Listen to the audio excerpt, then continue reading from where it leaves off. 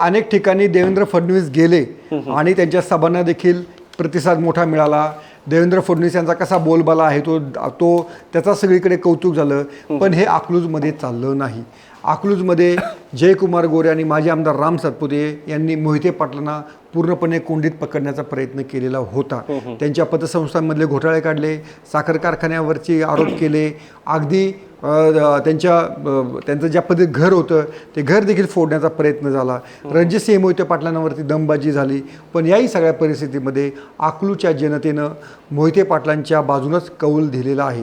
या ठिकाणी भाजपनं पूजा कोथमिरे म्हणून एक निवृत्त शासकीय अधिकारी शैलेश कोथमिरे यांच्या सुनबाईंना त्या ठिकाणी उमेदवारी दिलेली होती. त्यामुळे एकदम टाईट फाईट या अकलूजमध्ये होणार असं सगळ्यांना वाटत होतं. पण प्रत्यक्षामध्ये तसं काही झालं नाही.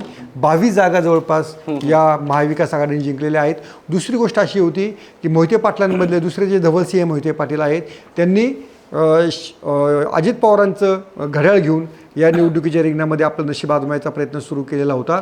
पण त्यामुळे मतांची फाटाफूट होऊन भाजप त्या ठिकाणी जिंकेल असं वाटत होतं. पण तसं झालेलं नाही आहे. खासदार धैर्यशील मोहिते पाटील यांनी आपली जी अकलूजची नगरपालिका आहे ती शरद पवारांकडे ठेवलेली आहे. शरद पवारांकडे ज्या काही एक नगरपालिका आहेत त्यांच्या पक्षाकडे त्याच्यामध्ये अकलूजचा क्रमांक हा सगळ्यात वरचा क्रमांक गड राखलेला आहे आणि तो मोहिते पाटलांनी गड राखलेला आहे.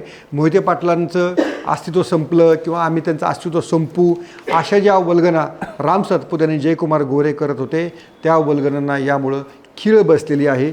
आणि आगामी काळात देखील मग जिल्हा परिषदेमध्ये देखील ही लढत अशीच चालू राहण्याची शक्यता आहे. त्यामुळे जर एक फक्त जयकुमार गोरेंविषयी फक्त या निमित्ताने एक सांगतो की सोलापूरमध्ये त्यांनी पालकमंत्री झालेले आहेत. त्यांना स्वाभाविक आहे त्यांना त्यांचा पक्ष वाढवायचा आहे.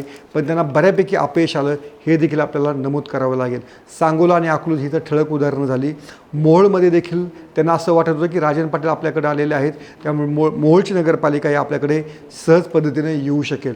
अनगरची नगरपालिका ही राजन पाटलांनी आपल्याकडे खेचली. बिनविरोध सगळ्यातल्या जागा निवडून आणल्या. आपल्या सुनबाईला नगराध्यक्ष केलं. पण मोहोळमध्ये तसं झालं नाही. मोहोळमध्ये काय घडलं, सर्वपक्षीय मंडळी ही राजन पाटलांच्या विरोधात आले.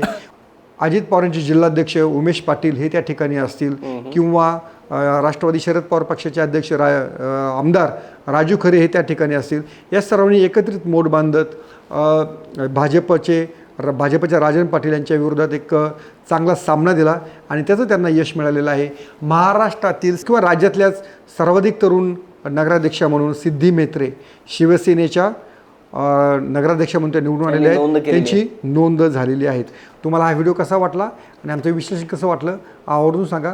पाहत राहा लेट्स अप मराठी. सोशल मीडियाच्या भाऊ गर्दीत विश्वासार्हतेने चकाकणारे नाव म्हणजे लेट्स अप मराठी. सगळ्यांना सगळ्या नागरिकांना ती स्पीच लेट्स अप वरील मुलाखती म्हणजे विचारांचा खजिना. त्यानंतरच्या निवडणुकीमध्ये मला सोडून गेले.